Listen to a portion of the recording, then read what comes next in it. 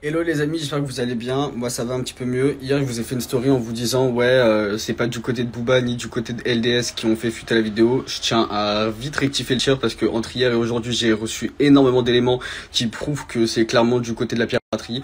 Alors je vous explique parce que moi je vous parle de ma théorie au tout début. Je me suis dit bon en soi je suis en bon terme avec LDS. Je vois pas pourquoi qu'ils sortiraient la vidéo.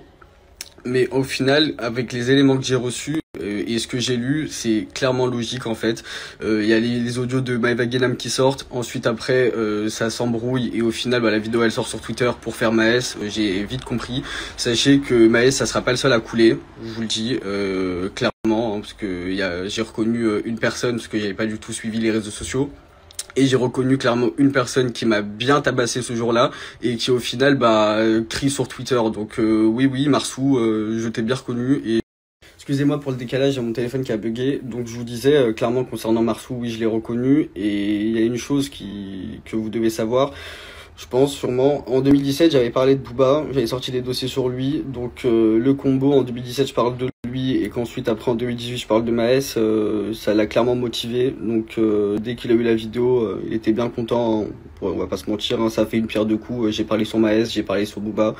Et puis du coup, là je comprends pas trop pourquoi il fait le mec en mode ouais, regardez, ça se fait pas, homophobe et tout. Sachant qu'il avait la vidéo depuis bien longtemps. C'était la première personne à l'avoir déjà. Ce qui me fait rire, c'est qu'il a chauffé Maes à me goumer. Au final, il m'a goumé. La vidéo, il l'avait. Et là, maintenant, juste parce qu'ils sont en embrouille, il fait sortir la vidéo. Moi, j'ai pas à être dans vos histoires de rap, en vrai, de vrai, tu vois.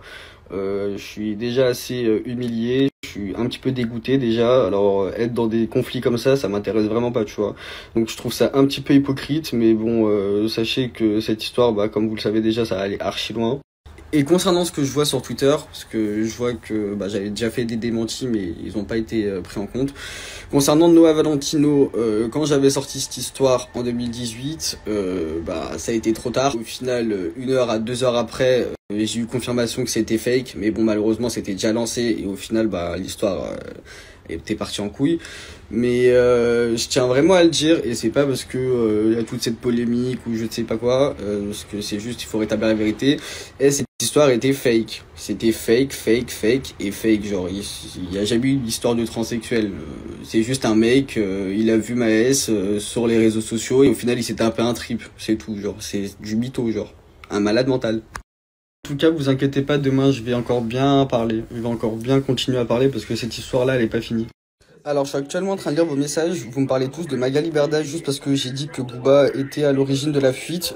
Non, c'est pas du tout un billet pris par Magali Berda. Absolument pas, sachant que je parle pas avec Magali. C'est juste que les preuves sont accablantes en fait.